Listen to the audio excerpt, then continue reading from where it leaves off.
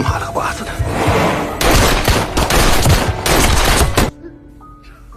你可真是生了个玉兰。沈先生。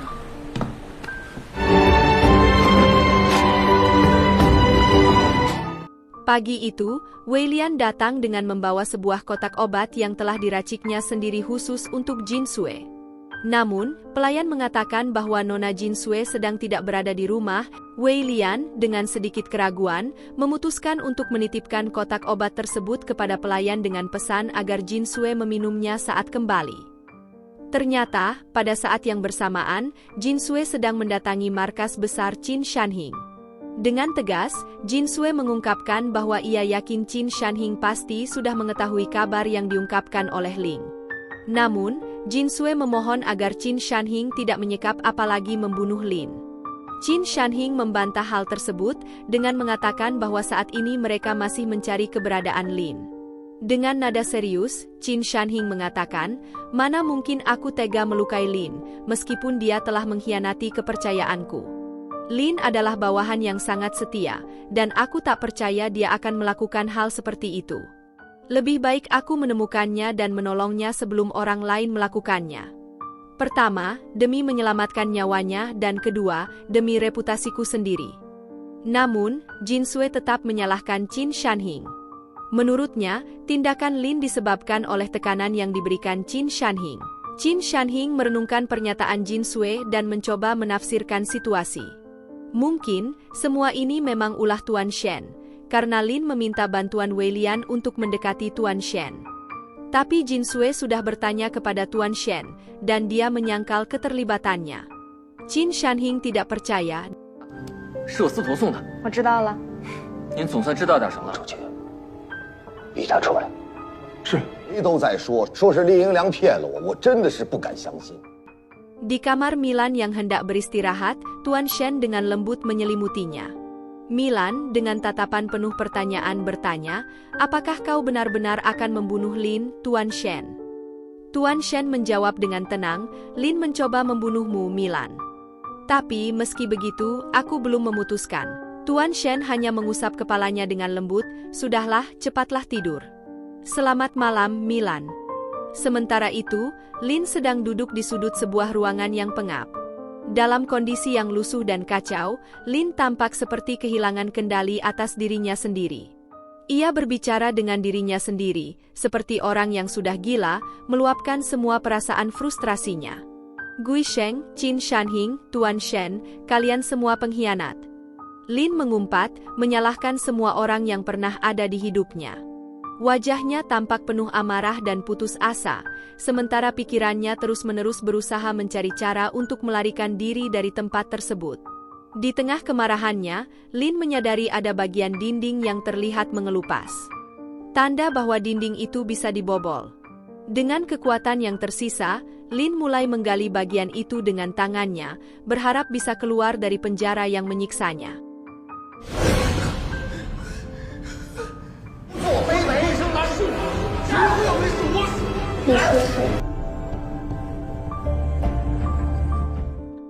Di dalam mobil, pikiran Jin Sue terus berkecamuk, memikirkan Lin yang tiba-tiba menghilang. Sementara itu, Tuan Shen berangkat untuk memeriksa tempat Lin ditahan. Ketika Tuan Shen membuka pintu yang terkunci, ia terkejut melihat bahwa ruangan tersebut kosong. Lin berhasil melarikan diri melalui celah di dinding yang ia bobol. Ketika Jin Sue tiba di rumahnya, ia terkejut bukan main saat mendapati Lin sudah berada di dalam kondisi sangat lusuh, penuh luka, dan tampak ketakutan. Jin Sue langsung menangis melihat keadaan Lin yang begitu menyedihkan. "Lin, apa yang terjadi padamu? Siapa yang melakukan ini?" tanya Jin Sue dengan cemas. Lin yang tubuhnya gemetar menjawab dengan suara parau, "Aku diculik oleh Tuan Shen." Amarah meluap dalam diri Jin Sue, tetapi ia menahan emosinya, berusaha menenangkan Lin. Ia merawat luka-luka Lin dengan penuh perhatian, mengganti bajunya, dan menyelimuti tubuh Lin yang lemah. Setiap kali Jin Sue hendak pergi, Lin menjadi panik, ketakutan bahwa ada seseorang yang akan membunuhnya.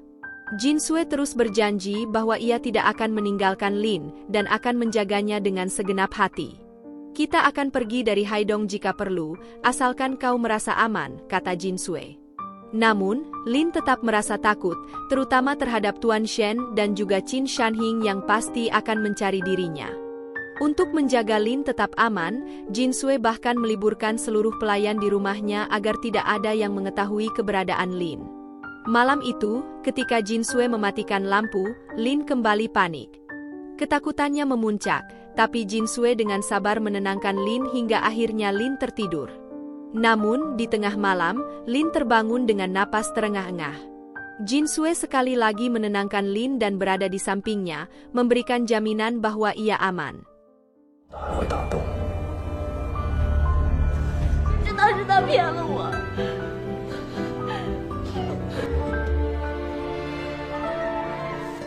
Keesokan paginya, Wei Lian kembali mencari Jin Sue di rumahnya, namun pelayan berbohong bahwa Jin Sue telah pergi ke kampung halamannya. Wei Lian merasa ada sesuatu yang janggal, seolah-olah Jin Sue sengaja menghindarinya. Sementara itu, di kediaman Tuan Shen, ia mencoba menguji teori yang disampaikan oleh Tuan Mo tentang batu dari dunia luar. Ia mendekati gagak milik Tuan Mo dengan batu tersebut, namun batu itu jatuh tanpa memberi pengaruh apapun pada gagak.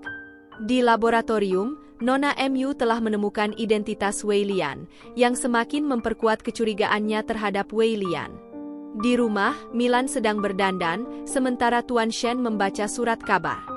Tak lama kemudian, Wei Lian datang dan mengadu bahwa Jin Sue tampak seperti menghindarinya. Namun, Tuan Shen lebih peduli dengan Milan yang mengenakan jepit rambut terlalu besar. Setelah menyingkirkan surat kabar, Tuan Shen berbicara dengan lebih serius.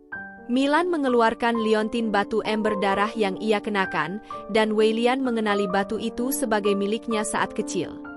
Tuan Shen pun mulai menceritakan bagaimana ia menemukan batu tersebut dan menjelaskan bahwa ibu Wei Lian adalah salah satu dari 3 keluarga dari dunia luar, sedangkan keluarga Mo adalah keluarga lainnya.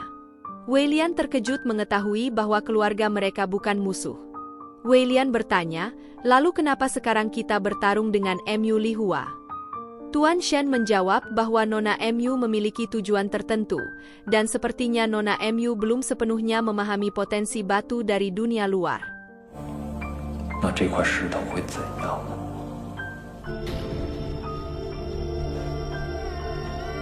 我失恋了。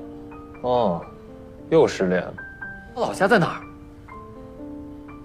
大哥，你得帮。 Di kediaman Jin Sue, saat membawa sisa makanan, Jin Sue bertanya pada pelayannya siapa yang datang berkunjung. Sang pelayan menjawab bahwa hanya Wei Lian yang kerap datang, sementara orang lain mengira rumah itu sepi dan tak berpenghuni. Jin Sue duduk merajut di samping Lin yang sedang berbaring, berusaha membuat syal atau sweater yang nantinya akan diberikan kepada Lin. Namun, Lin dengan cepat menghentikan tangan Jin Sue yang terus bekerja, tak ingin membuatnya kelelahan. Kau tidak perlu repot-repot. Istirahatlah dulu, kata Lin pelan. Jin Sue tersenyum tipis, tapi tetap melanjutkan rajutannya. Aku harus menyelesaikannya. Kau akan membutuhkannya nanti. Entah jadi shawl atau sweater, ini untukmu. Kau sungguh peduli padaku? Atau sebenarnya kau hanya tidak ingin merasa berutang padaku? Jika karena alasan pertama, aku berterima kasih. Tapi jika karena alasan kedua, kau tak perlu tinggal di rumahku lagi. Lin terdiam sejenak sebelum menjawab dengan dingin, tentu saja aku tidak akan tinggal di sini selamanya. Di tempat lain, Tuan Shen menyatakan kecurigaannya bahwa Jin Sue sengaja menghindarinya. Wei Lian tidak terima dan menelpon kediaman Jin Sue, namun pelayan yang mengangkat telepon tidak tahu apa-apa. 我就能立刻东山再起。你东山再起要做什么？金家打个电话试试吧。我早上打过电话，没有人接。 Di sisi lain, Jin Sue yang sudah kesal dengan Lin sengaja menghindar dari Lin yang terus mengikutinya di rumah. Lin mendengar desas-desus tentang Wei Lian yang tergila-gila pada Jin Sue dan selalu mencarinya. Ini membuat pikiran jahat terbersit di benaknya. Jin Sue, aku mohon, buatlah Wei Lian datang ke rumah ini sekarang juga, pinta Lin dengan nada memohon. Meskipun masih marah, Jin Sue akhirnya luluh. Saat telepon dari Weilian berdering lagi, dia mengangkatnya dan meminta Weilian untuk datang ke rumahnya. Weilian yang girang mendengar suara Jinsue segera bergegas ke rumah tersebut. Saat melihat Jinsue, dia segera memeluknya erat, merasakan kerinduan yang menggebu. "Aku sangat khawatir padamu," katanya dengan tulus. Namun, obrolan mereka terhenti ketika Lin datang dengan wajah pucat dan tubuh yang lemah. "Aku kabur dari Shen Ziheng," ucap Lin pelan. Namun, Lin tiba-tiba meminta berbicara empat mata dengan Weilian. Weilian yang masih canggung dengan situasi hubungannya dengan Tuan Shen menolak permintaan itu. Tapi Jinsue yang memohon membuat Weilian akhirnya menyetujui permintaan Lin. Di tempat lain, Tuan Shen mengajari Milan tentang aturan hidup yang ketat. Kau tidak boleh melukai orang tanpa alasan, dan tidak boleh menunjukkan wujud aslimu pada orang asing.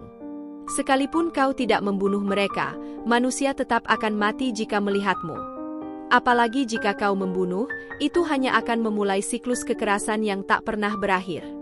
Milan mendengarkan dengan serius, dan Tuan Shen melanjutkan, kau harus belajar membedakan mana yang baik dan mana yang buruk.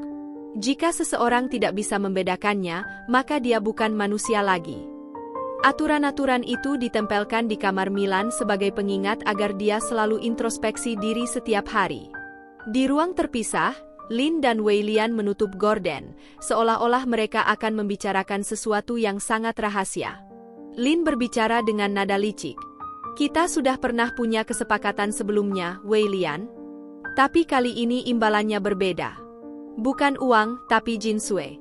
Weilian tampak bingung. Apa hubungannya dengan Jinsue? Lin tersenyum penuh tipu muslihat.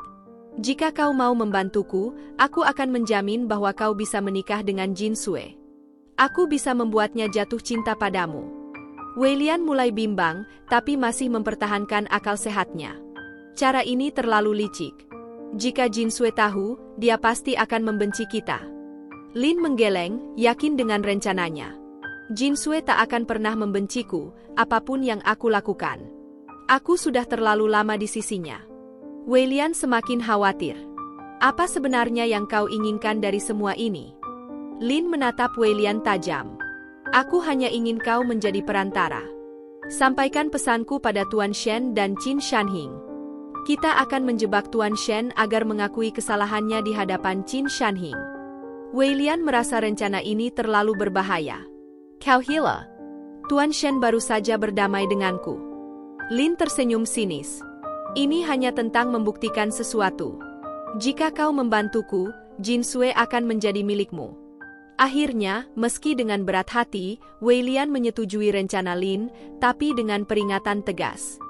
"Jika rencana ini menyakiti Tuan Shen, aku tidak akan ragu untuk membocorkannya." Weilian pergi tanpa menyelesaikan kesepakatan dengan bersalaman. Saat Jinsue bertanya tentang imbalan apa yang Weilian terima, Lin berbohong dengan mengatakan itu adalah uang, padahal dia telah memperalat Jinsue sebagai jaminan bagi Weilian. Jinsue, yang tak mengetahui niat jahat Lin, tetap mempercayainya, sementara Lin menyusun rencana licik berikutnya. 都是各退一步，互相给个面子，给个台阶下。我不会让你为难的。 Di kediaman Nona MU, dia masuk ke laboratoriumnya bersama sekretaris setianya. Mereka sedang memeriksa perkembangan terbaru dari rencana besar yang telah lama mereka rencanakan. Sementara itu, di markas besar Qin Shanhing, ketegangan meningkat ketika salah satu komandan bawahan melapor. Ia mengabarkan bahwa semua tentara yang dikirim dalam misi telah tewas dan dikubur secara diam-diam. Qin Shanhing sangat marah dan segera meminta Nona MU memberikan penjelasan. Ketika dipanggil, Nona MU menjelaskan bahwa kematian para tentara tersebut terjadi karena pelatihan yang terlalu keras dan ceroboh. Namun, dengan dingin, Nona MU tetap meminta lebih banyak tentara dari Qin Shanhing, meskipun Qin Shanhing sudah kehilangan banyak anggotanya. Nona MU menjamin bahwa selama Qin Shanhing terus mendukungnya, hubungan antara keluarga Qin dan keluarga MU akan tetap aman. Qin Shanhing, yang telah melatih para bawahannya sejak kecil, merasa sangat kecewa dan marah. Ia tidak bisa menerima bahwa mereka mati bukan di medan perang, tetapi karena kesalahan di luar kendali. Malam itu, Qin Shanhing yang masih terbakar amarah memutuskan melampiaskan emosinya dengan menembakkan pistolnya ke sasaran dengan presisi mematikan. Setelah puas, dia berjalan dengan pengawal pribadinya, mencoba meredakan amarah yang menggelegak. 真心耽误了正事儿，那我在我这些兄弟这边。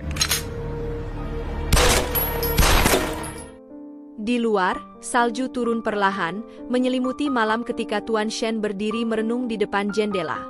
Milan mendekatinya dengan berita buruk. Yowen baru saja menelepon untuk mengabarkan kematian De Geng, kakek Yowen.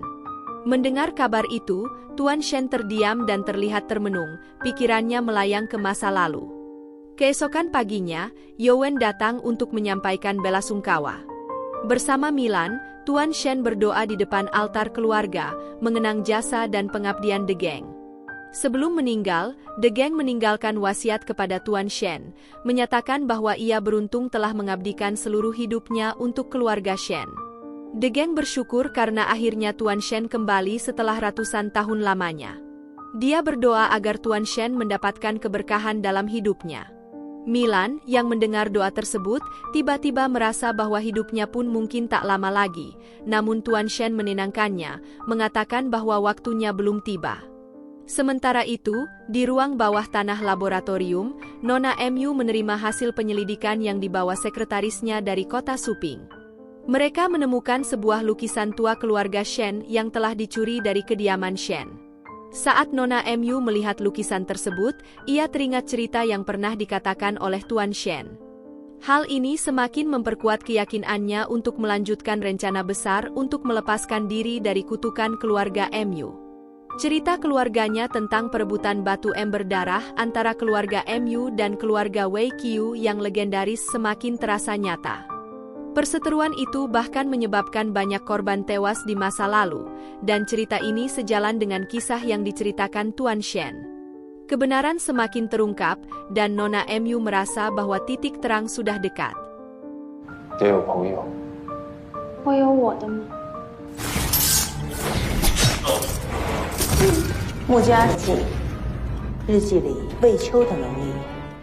Di malam yang sama, terjadi rangkaian penculikan misterius di kota, dan beberapa wanita dilaporkan hilang. Di kediaman Tuan Shen, dia dan Milan bersiap-siap untuk pergi. Milan telah menyiapkan koper, dan Tuan Shen berencana meninggalkan Haidong untuk hidup tenang. Namun, sebelum mereka pergi, Tuan Shen meminta Wei Lian untuk menangani berita penculikan ini, mencurigai bahwa dalang di balik penculikan tersebut adalah Mu Lihua yang ingin memancing kemunculannya. Dalam percakapan terpisah, Wei Lian mencoba membuat kesepakatan dengan Tuan Shen. Dia berusaha meyakinkan Tuan Shen agar bisa berdamai dengan Qin Shanhing, tetapi Tuan Shen menolak, dengan tegas menyatakan bahwa dia tidak ingin lagi terlibat. Wei Lian bersikeras, karena tawaran Lin menjodohkan Wei Lian dengan Jin Sui setelah semua urusan selesai. Namun, Tuan Shen tahu bahwa perasaan manusia tidak bisa dijamin dengan kesepakatan sederhana seperti itu. Ketika Wei Lian berbincang dengan Milan di luar, Wei Lian memuji keberanian Milan dalam pertengkarannya dengan Jin Sui. Wei Lian kemudian mengusulkan agar mereka membunuh Qin Shanhing dan Nona Mu untuk menyelesaikan masalah ini. Namun, Milan yang telah menerima nasihat dari Tuan Shen dengan tegas menolak, mengatakan bahwa membunuh orang tidak diperbolehkan. Tak lama kemudian, Tuan Shen datang dan menegur Milan karena berbicara dengan Wei Lian mengenai hal tersebut. Milan mencoba membela diri, tapi Tuan Shen tetap memberinya hukuman. Namun, Milan tampaknya tidak terlalu peduli dan malah bersiap keluar dengan gagak hitam peliharaan Tuan Shen. 而且金水留在海东，我也不放心啊。我真是上。像你这么天真无邪的人，怎么瞒得了我？顶嘴。好。 Di tempat lain, Qin Shanhing sedang tertidur di mobilnya ketika sang supir tiba-tiba merasa ada yang aneh. Lampu-lampu di jalan mulai padam satu persatu. Supirnya menghentikan mobil dengan mendadak ketika seekor gagak hitam misterius muncul di jalan. Mereka turun dari mobil, hanya untuk melihat kumpulan kelelawar di atas kepala mereka yang tak kunjung pergi meski sudah ditembaki. Suasana semakin mencekam. Tiba-tiba, sebuah payung merah terbang melayang di udara. Qin Shanhing merasa tertantang dan segera menembak bayangan misterius yang melayang dengan cepat. Setelah tembakan dilepaskan, bayangan itu menghilang, hanya meninggalkan sehelai bulu hitam sebagai jejak. Di tempat lain, Milan merasa sakit tiba-tiba ternyata ia terkena tembakan dari Qin Shanhing dalam insiden itu. Pagi itu, Milan berdiri di halaman, memberi makan gagak hitam peliharaan Tuan Shen. Pandangan Milan menerawang sesaat ketika ia merasakan Tuan Shen mendekat. Dengan tenang, pria abadi itu memanggil namanya, dan tatapannya segera tertuju pada luka di baju Milan. Namun, tanpa mengucapkan sepatah kata pun mengenai luka tersebut, Tuan Shen hanya melamun sejenak dan kemudian memerintahkan Milan untuk bersiap.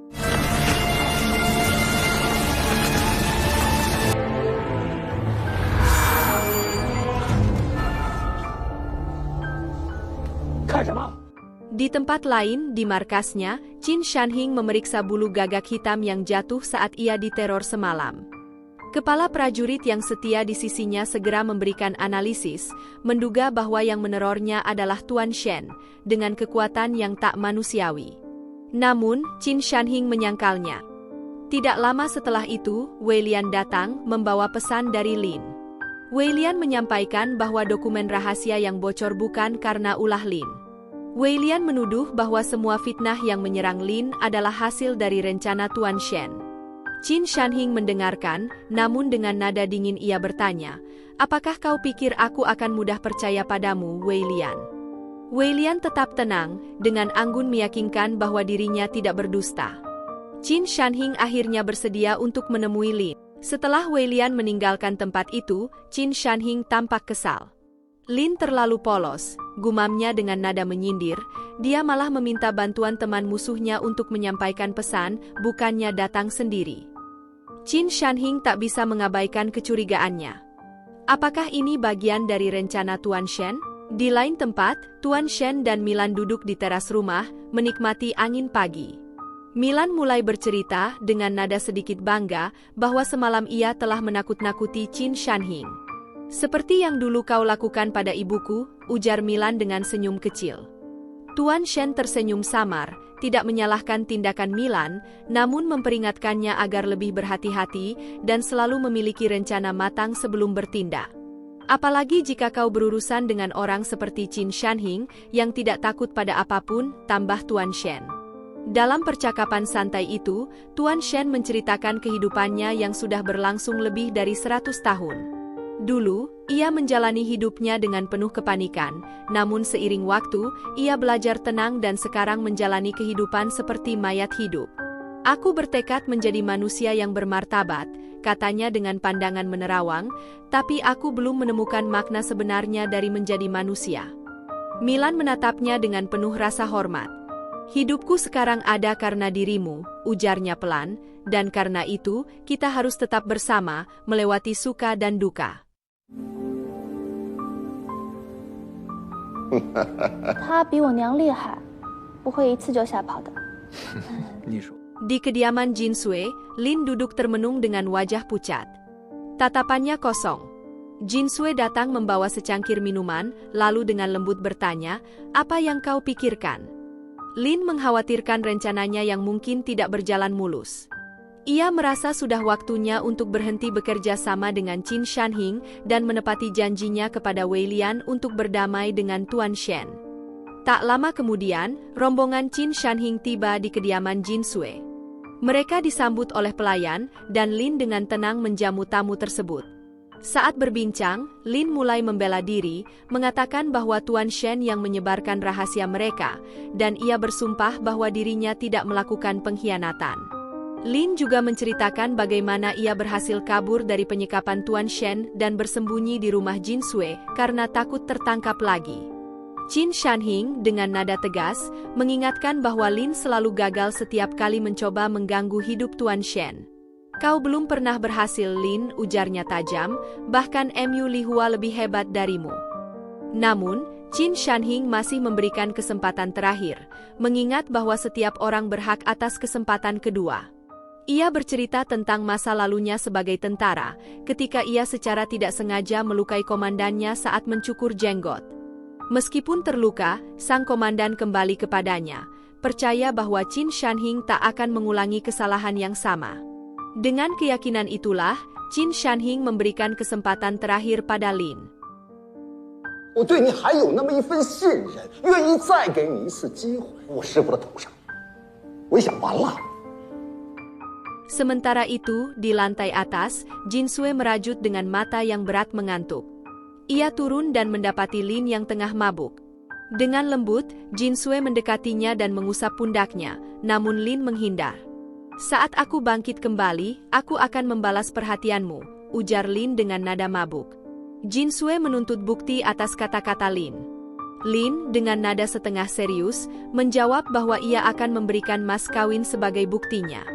Jika Jinsue tak sabar, ia bisa menikah dengan Wei Lian, tapi Jinsue dengan tegas menolak karena ia tidak menyukai Wei Lian. Wajah Jinsue memerah, matanya berkaca-kaca, dan dalam keadaan mabuk, ia dengan tiba-tiba mencium Lin dengan kasar. Meski Lin awalnya menolak, akhirnya ia menyerah pada hasrat Jinsue. Adegan panas di antara mereka pun terjadi, dan setelahnya mereka berbaring kelelahan. Lin berencana pergi besok, namun Jinsue dengan nada bete merasa Lin terburu-buru. Lin harus segera menyelesaikan masalah ini meski harus mengorbankan masa depannya.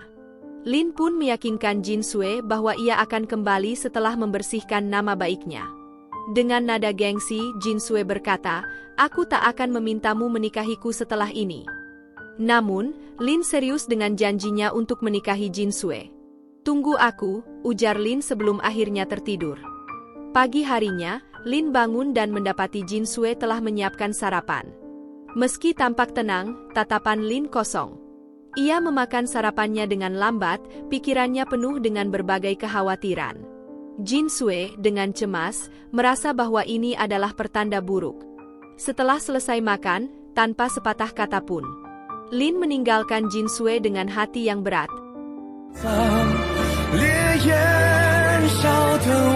可你别觉得我是一次讹上了你，你以后是这样想的。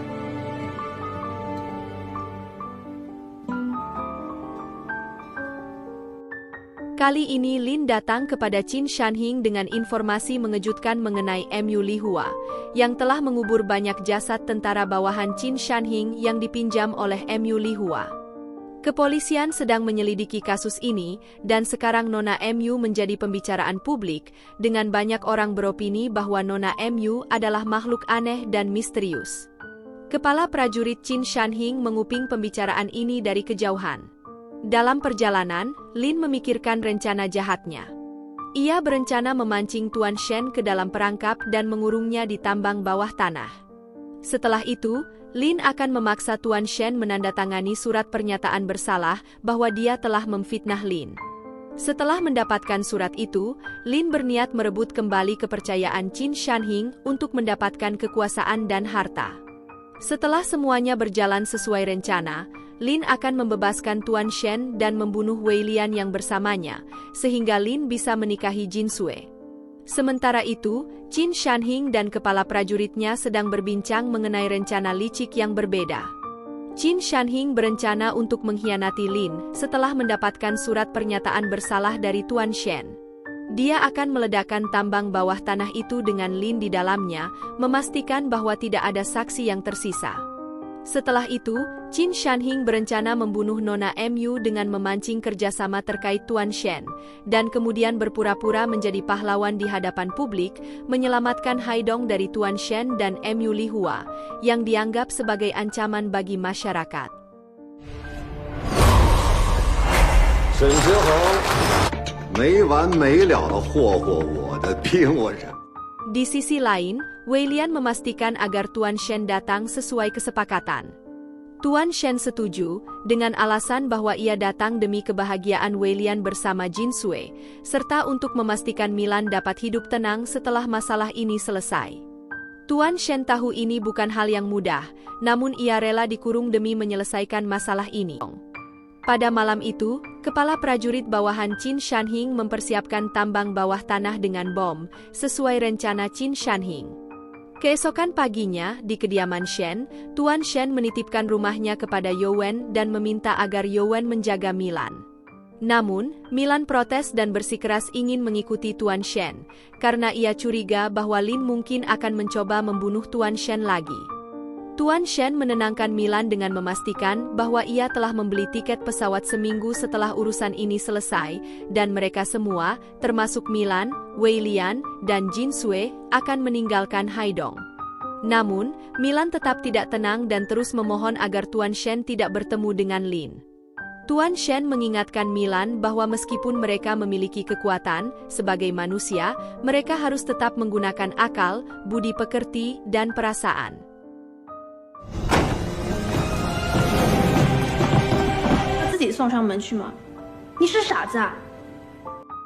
Di tempat lain, Nona Mu semakin bertekad untuk mengakhiri kutukan keluarganya.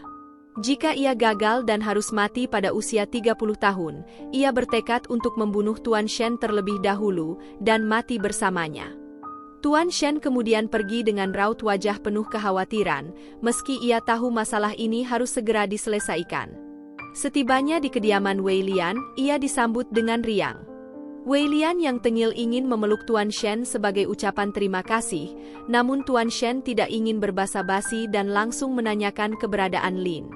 Wei Lian menjawab bahwa Lin dan tentara bawahan Qin Shanhing akan segera datang. Benar saja, tidak lama kemudian Lin dan tentara itu tiba. Lin langsung menghampiri Tuan Shen, dan mereka saling bertatapan tajam, seolah dendam masih membara di antara mereka. Namun tiba-tiba, Tuan Shen menghindari Lin dan muntah. Lin tersinggung, merasa dilecehkan, namun Wei Lian membela Tuan Shen dengan alasan bahwa Tuan Shen hanya salah makan. Lin tidak tahan lagi dan berbicara di hadapan Tuan Shen. Kau pasti tak menyangka aku masih hidup dan berada di hadapanmu. Kau pasti tak menyangka aku bisa kabur dari ruang bawah tanah itu. Tuan Shen beralasan bahwa ia menyewa tempat itu, dan jika Lin mati di sana, itu justru akan lebih menyulitkan dirinya. Bahkan, menghadapi Lin yang masih hidup lebih sulit daripada sekadar membuang mayatnya. Lin menjawab bahwa ia berusaha kabur agar bisa terus hidup, meskipun harus kembali menjadi budak Qin Shanhing. Setelah perbincangan mereka selesai, mereka pun pergi. 凭什么？我穆家3他羞辱我，请骂沈先生。 Sementara itu, Yowen mengantarkan makanan untuk Milan, namun tidak menemukan Milan di rumah. Ia mulai panik dan keluar untuk mencari keberadaan Milan. Di tempat lain, Lin membawa Tuan Shen dan Wei Lian dengan penjagaan ketat. Mata mereka ditutup dan mereka dibawa ke ruang bawah tanah. Tuan Shen menyadari bahwa ini lebih dari sekadar sandiwara. Qin Shanhing telah menyiapkan tempat khusus demi mendapatkan pengakuan dari Tuan Shen. Sesampainya di ruang bawah tanah, Tuan Shen dan Wei Lian dikurung. Lin meminta maaf kepada Tuan Shen dan mengakui bahwa ia terpaksa melakukan ini demi mendapatkan kepercayaan Qin Shanhing. Lin juga berjanji tidak akan mengganggu Tuan Shen lagi setelah masalah ini selesai, namun Tuan Shen hanya melihat perubahan sikap Lin dengan sinis. Setelah Lin pergi, Wei Lian mengejek Lin dengan menyebutnya seperti hewan yang dibelenggu oleh Qin Shanhing. Tuan Shen menjawab bahwa Lin sengaja membelenggu dirinya sendiri. Ia bergumam dalam hati bahwa meskipun mereka semua terbelenggu, mereka berbeda dari Lin. Mereka memiliki kelas dan tidak jahat seperti Lin.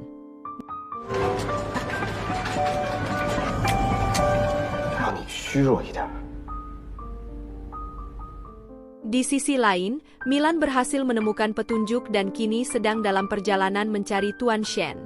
Lin kemudian menyerahkan surat pernyataan kepada Tuan Shen, berisi tuduhan penculikan dan pemalsuan dokumen, dan meminta agar Tuan Shen menandatanganinya. Tuan Shen menolak karena surat itu tidak sesuai dengan perjanjian mereka. Lin lalu mengeluarkan surat yang lebih ringan, hanya menyatakan bahwa Lin tidak bersalah dalam masalah yang melibatkan Qin Shanhing. Akhirnya, Tuan Shen menandatangani surat itu. Lin segera pergi dan menyerahkan surat tersebut kepada Qin Shanhing. Namun, setelah membacanya, Qin Shanhing merasa bahwa surat itu tidak terlalu menonjolkan apa yang ia harapkan. Surat itu hanya menyatakan bahwa Lin tidak bersalah, tetapi tidak cukup kuat untuk membersihkan nama Lin di mata publik. Lin memohon kepada Qin Shanhing agar membebaskan Guisheng, karena ia sangat membutuhkan pengawal setia seperti Guisheng. Qin Shanhing setuju dan memerintahkan agar Guisheng dibebaskan. Lin pun segera menjemput Guisheng, yang sudah putus asa setelah rahasia Qin Shanhing bocor ke publik. Keduanya memutuskan untuk makan di sebuah kedai, sementara Milan, yang mengikuti mereka, menguping pembicaraan mereka. Dalam obrolan itu, Guisheng menyatakan penyesalannya atas keputusannya mengikuti Lin, yang membuatnya terlibat dalam banyak pembunuhan. Namun Lin meyakinkannya bahwa masalah ini akan segera selesai, karena Qin Shanhing kini bekerja sama dengan Mu Lihua untuk menyelesaikan masalah di ruang bawah tanah. Milan, setelah mendengar percakapan itu, segera pergi untuk menyelamatkan Tuan Shen. 王老，您之前说李桂生，我不要，我可没有养孩子的爱好。有什么你就尽管吩咐。 Saat Milan akhirnya pulang, ia terkejut melihat Yowen sedang menempelkan pengumuman bahwa dirinya telah hilang. Dengan suara tegas, Milan menghampiri Yowen dan berkata, "Aku belum hilang, Yowen. Aku hanya punya tujuan yang belum selesai." Tanpa ragu, ia melanjutkan, "Aku akan pergi menyusul Tuan Shen." Milan bersiap-siap dengan rencana dan persiapan dirinya. Di malam itu, Qin Shanhing dan Nona Mu tengah berlatih tembakan, dan baru saja Qin Shanhing memancing Nona Mu agar mengakui mengenai pembakaran dan penguburan massal jasad tentara bawahan Qin Shanhing yang dipinjamkan kepada Nona Mu. Nona Mu mengakui kesalahannya. Namun itu semua demi tujuan mereka. Nona Mu semakin ngelunjak untuk meminta tentara bawahan Qin Shanhing lagi dan menjanjikan penangkapan Tuan Shen. Nona Mu semakin tak tahu diri untuk meminta tentara bawahan Qin Shanhing lagi dan menjanjikan penangkapan Tuan Shen. Namun Qin Shanhing tertawa dan marah menyebutkan jika rencananya sudah berhasil tanpa bantuan Nona Mu, yaitu dia sudah lebih awal menangkap Tuan Shen. Lalu Qin Shanhing menodongkan pistolnya kepada Nona Mu. Dan Nona Mu memohon ampun, ketika menembakkannya pistol itu tak berfungsi dan ternyata Qin Shanhing telah dikhianati lebih awal oleh kepala prajurit bawahannya dengan membocorkan informasi kepada Nona Mu, sehingga akhirnya para bawahannya menembakkan peluru kepada Qin Shanhing saat itu juga. Dan akhirnya Qin Shanhing jatuh lalu mati. Kepala prajurit itu bernama Wu. Dan akhirnya dia yang akan menggantikan posisi Qin Shanhing saat ini. Sementara itu, Lin membawa Tuan Shen dan Wei Lian ke tempat di mana mereka akan dikurung. Saat itulah, Lin memerintahkan Guisheng untuk muncul dan membunuh Wei Lian.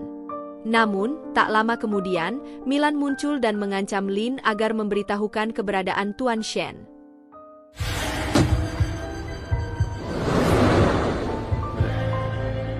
合作愉快。 Wei Lian mulai merasakan ada sesuatu yang salah ketika 2 hari berlalu tanpa kabar, membawa Wei Lian yang semakin lemah, berusaha terus melarikan pintu baja hancur, membuat ruangan itu runtuh di sekitar mereka. Dalam kekacauan itu, Guisheng dan Wei Lian terperangkap di bawah puing-puing.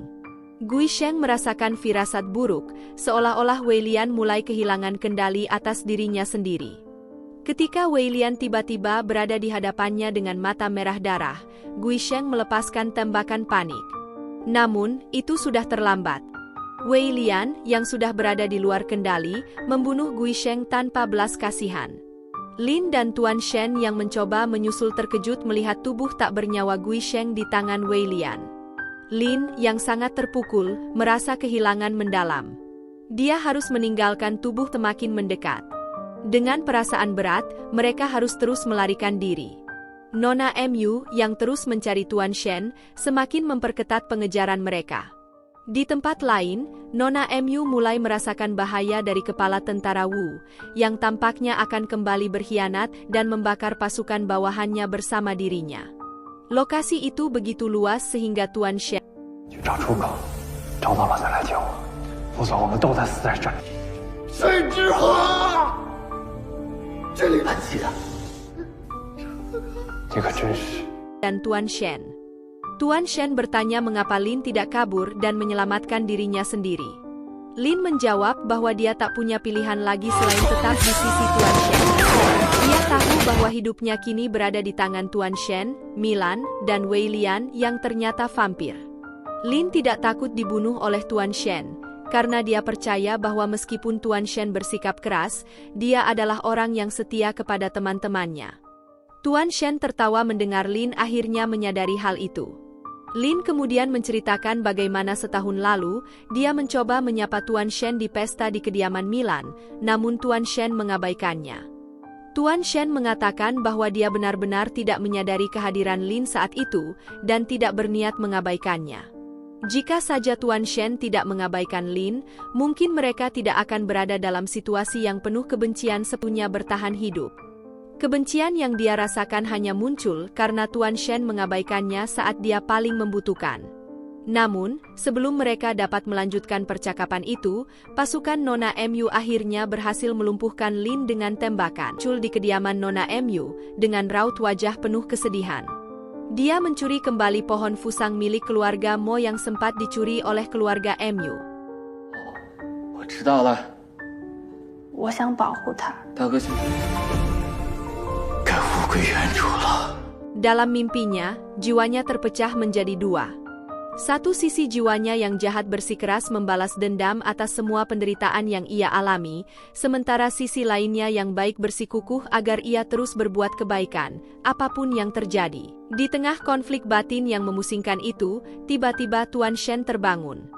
Keringat dingin membasahi dahinya, napasnya tersengal-sengal. "Kau sudah sadar?" seru Milan, wajahnya dipenuhi kekhawatiran. Tuan Shen menatapnya dengan tatapan bingung, lalu bertanya dengan suara serak, "Berapa lama aku tertidur?" Milan menghela napas lega, namun nada suaranya tetap tegas, 5 hari. "Kau sempat tak sadari terakhir di ruanganmu."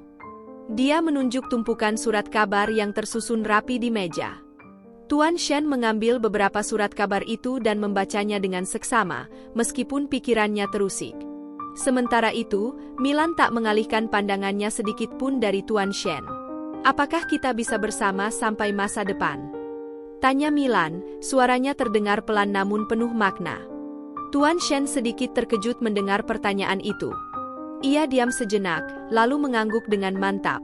"Ya, kita akan bersama," jawabnya. Meski Tuan Shen menyatakan kesediaannya, hatinya dipenuhi kebimbangan. Saat malam tiba, ia merendam dirinya di bathtub, air hangat menyelimuti tubuhnya yang letih. Dia tahu, dengan kekuatan batu ember darah yang berpindah kepada Milan, hidupnya mungkin tak akan lama lagi.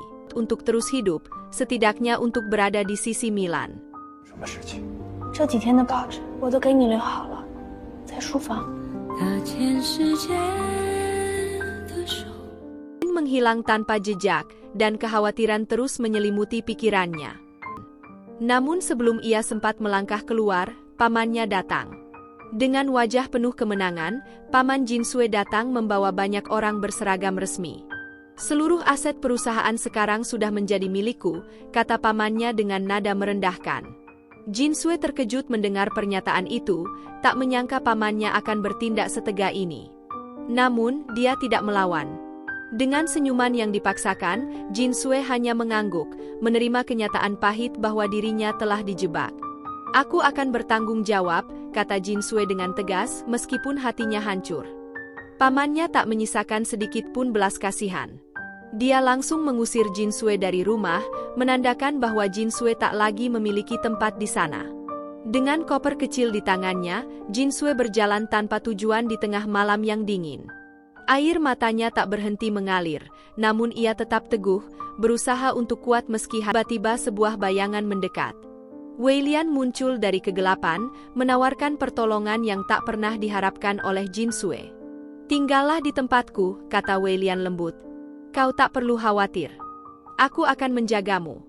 Di tengah tawaran Wei Lian, mereka berjalan menuju rumah Wei Lian, di mana Wei Lian menyuguhkan secangkir coklat panas, mencoba menghibur Jinsue. Meski sikapnya ramah, Wei Lian tahu bahwa Jinsue masih memiliki banyak pertanyaan. Dan benar saja, Jinsue mulai bercerita tentang Lin dan permasalahan rumit yang melibatkan Tuan Shen. Wei Lian mengangguk, "Ya, aku tahu semuanya. Lin sedang mengurus sesuatu yang sangat berbahaya." Jinsue bertanya dengan hati-hati, "Apa kau tahu apa yang sebenarnya terjadi pada Qin Shanhing?" Wei Lian hanya mengangguk pelan, matanya sedikit menggelap. Ada hal-hal yang lebih baik tidak kau ketahui, Jin Sui. Tetapi yang jelas, Lin dan aku pernah terlibat dalam urusan Qin Shanhing. 这么迫不及待，你放心，我收拾完东西就走。 Di kediaman Shen, Tuan Shen sedang duduk membaca surat kabar sementara Milan belajar menulis. Tuan Shen mengajarkan Milan dasar-dasar menulis dan membaca, agar Milan tak lagi ditertawakan orang lain karena ketidakmampuannya. Namun, Milan yang ceria protes sambil bercanda, aku tak mau menulis 6 prinsip hidup. Tiba-tiba Jin Sui bangkit karena berencana untuk memanfaatkan Wei Lian agar mengetak makan sembari pikirannya merencanakan untuk memperalat Wei Lian sebagai cara agar Jin Sui dapat menemukan keberadaan Lin yang sangat dia cintai. Sementara itu, di kediaman Tuan Shen, Yowen datang membawa surat undangan dari Kepala Wu, pengganti Qin Shanhing. Undangan itu mengajak Tuan Shen menghadiri jamuan resmi, namun Milan khawatir bahwa ini mungkin jebakan. Tuan Shen menenangkan Milan, meyakinkannya bahwa Kepala Wu tidak mungkin bertindak jahat secara terang-terangan.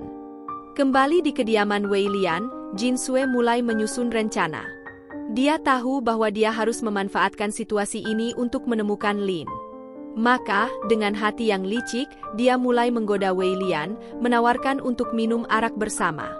Wei Lian hanya memandang Jin Sui dengan tatapan tenang, tak menggubris godaan yang dilakukan Jin Sui. Ia menjawab dengan suara lembut, "Aku tidak ingin mendekatimu karena takut akan menyakitimu." Nada suaranya penuh kejujuran, dan Jin Sui terdiam, merasa frustasi karena usahanya tak membuahkan hasil. 你都知道鸿门宴了？你不要去。 Di luar, Tuan Shen dan Milan sedang menikmati suasana kota yang tenang. Milan menatap Tuan Shen penuh keingintahuan dan tiba-tiba bertanya, "Apa lagi yang ingin kau lakukan, Tuan Shen?" Tuan Shen berpikir sejenak sebelum menjawab, "Mungkin kau ingin mendengar kisah hidupku. Tapi aku akan mempersingkatnya karena aku sudah hidup lebih dari 1 abad." Dia menghela napas. Pada usia 14 tahun, aku sudah menjadi sarjana dan mulai bekerja di pemerintahan. Namun, semakin lama aku hidup, semakin aku merasa kesepian dan putus asa. Milan menatapnya dalam-dalam, lalu bertanya pelan, "Apakah kau pernah jatuh cinta?" Tuan Shen tersenyum samar, lalu menggelengkan kepala. "Tidak, aku tidak pernah," jawabnya. Milan tampak tersenyum puas, seolah mendapat jawaban yang ia harapkan, padahal dalam hatinya, Tuan Shen sebenarnya mencintai Milan, tapi dia tak sanggup mengungkapkannya. Di tempat lain, Wei Lian tiba-tiba tersadar. Ia terikat di sebuah ruangan rahasia, dengan Jin Sui berdiri di sampingnya, memegang pisau tajam yang menempel di lehernya. "Katakan padaku di mana Lin?" tanya Jin Sui dengan nada mendesak. Wei Lian tetap tenang meskipun berada dalam ancaman. "Aku tidak tahu," jawabnya singkat, namun Jin Sui tidak puas dengan jawaban itu. "Kau berbohong," seru Jin Sui. Pisau di tangannya bergetar, tanpa sengaja menggores pipi Wei Lian. Darah segar mengalir, namun anehnya, luka itu segera menutup dengan sendirinya, membuat Jin Sui terkejut dan ketakutan. Wei Lian menatapnya dengan tenang, "Lin sudah mati," katanya dengan dingin. Jin Sui membeku, tak percaya mendengar pernyataan itu. "Aku tidak percaya," seru Jin Sui, matanya penuh kebingungan dan kemarahan. Wei Lian hanya mengulangi kata-katanya, "Lin sudah mati." Di ruangan bawah tanah yang gelap, Nona Mu ternyata masih hidup, meski tubuh dulu cantik kini sebagian besar terbakar, meninggalkan bekas luka yang mengerikan. Dengan tangan gemetar, ia memasang topeng untuk menutupi luka itu, menatap cermin dengan raut wajah sedih, mengenang masa lalu yang telah hancur.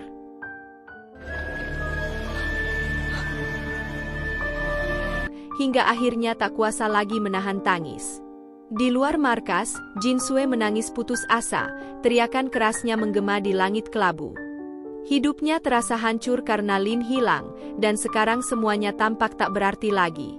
Namun, di tengah tangisannya, Wei Lian datang mendekat, diam-diam menemaninya tanpa berkata sepatah kata pun. Ia tidak berusaha menghibur Jin Sui, hanya berdiri di sampingnya sebagai tanda bahwa ia masih peduli. Meskipun Wei Lian tahu di dalam hatinya, Jin Sui tidak akan pernah melihatnya seperti ia melihat Lin. Di sisi lain, ternyata memang benar Lin masih hidup, meskipun dalam kondisi terluka parah dan tak sadarkan diri.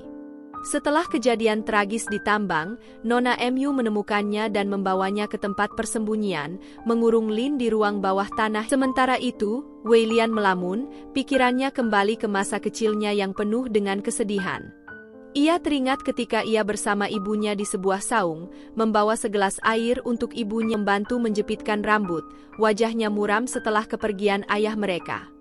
Kesedihan sang ibu terpancar jelas, dan di sanalah Wei Lian pertama kali bertanya pada dirinya sendiri, apa itu cinta? Baginya, cinta selalu menjadi sesuatu yang abstrak, karena sejak kecil ia tidak pernah merasakannya secara penuh.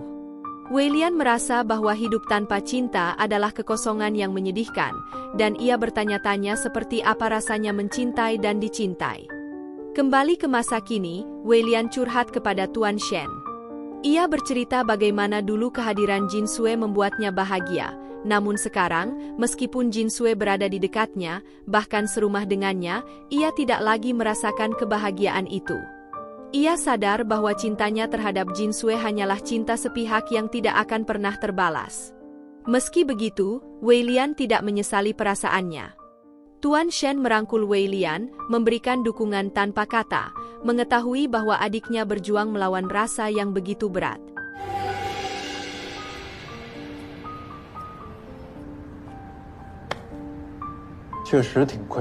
Berurusan dengan Wei Lian, yang dibalik ketenangannya, merencanakan sesuatu untuk membalas dendam. Di sisi lain, Milan mulai merasakan ketenangan dalam hidupnya bersama Tuan Shen. Mereka menikmati hari-hari yang damai di kediaman Tuan Shen. Suatu hari, Tuan Shen mengajak Milan mengunjungi sebuah tempat di Jalan Cibalong Haidong, di mana banyak jajanan yang lezat bisa dinikmati. Namun, di balik ajakan itu, terselip sebuah firasat yang tak terucapkan. Milan, tanpa curiga, tersenyum bahagia dan menerima ajak.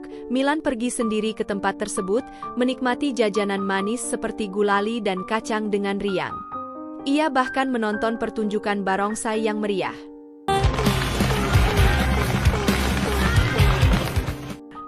Saat Milan pulang dengan penuh kegembiraan, ia langsung berlari menemui Tuan Shen, membawa oleh-oleh dengan antusias. Namun, ancaman Nona Mu belum mereda. Di kejauhan, Nona Mu merencanakan langkah berikutnya, menyadari bahwa kekuatan Tuan Shen telah berpindah ke Milan. Target berikutnya yang harus ia hancurkan adalah Milan. Keesokan harinya, Milan menyiram tanaman di halaman rumah Tuan Shen dengan damai. Namun, kedamaian itu terganggu dengan kedatangan ibunya yang tiba-tiba. Setelah sebelumnya kabur bersama suami barunya, entah kenapa ibunya kembali ke kediaman Milan. Di tempat lain, Wei Lian membawa Jin Sui ke perusahaan yang kini telah berpindah tangan ke Paman Dutan. Milan berusaha menjelaskan maksud kedatangannya, dan Nyonya Mi pun menerima kehadiran Milan dan mulai mencicipi pangsit yang mereka buat. Dengan penuh haru, ibunya memuji pangsit tersebut, namun air mata menetes di pipinya. Nyonya Mi menyesal karena tidak menjadi ibu yang baik bagi Milan selama ini. Dia menjelaskan bahwa saat Milan lahir, dia berjuang keras dan hampir kehilangan nyawa karena proses persalinan yang sulit. Sayangnya, ayah Milan tidak pernah melihat kondisi ibunya yang cacat fisik akibat kebutaan. Rasa stres dan kemarahan itu membuat ibunya membenci Milan, tanpa menyadari betapa besar cinta yang dimiliki putrinya untuknya.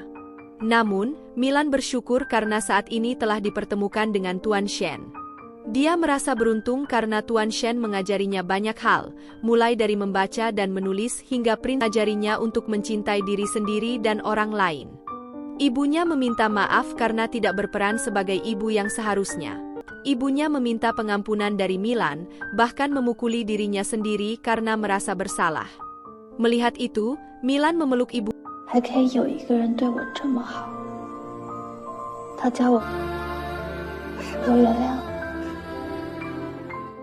Namun, di tengah ketenangan itu, ancaman tiba, Nona Mu.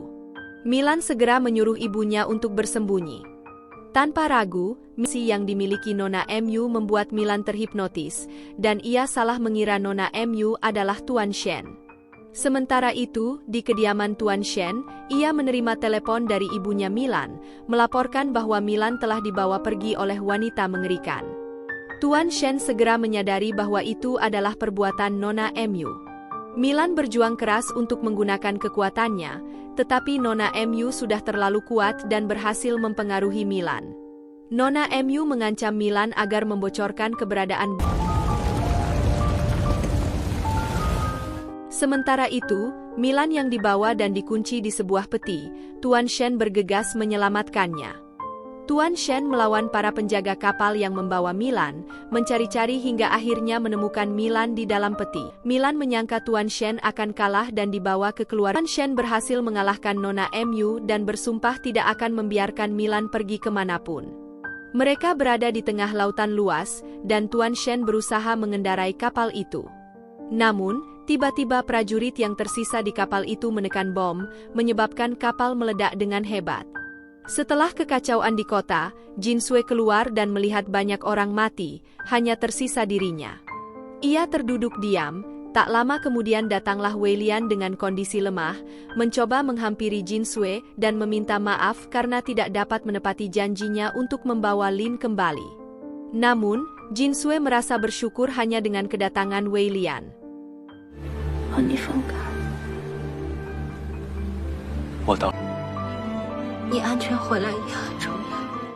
Sementara itu, Milan tenggelam di lautan dalam. Tuan Shen berusaha mencarinya, dan Milan yang tersadar berenang mencari Tuan Shen.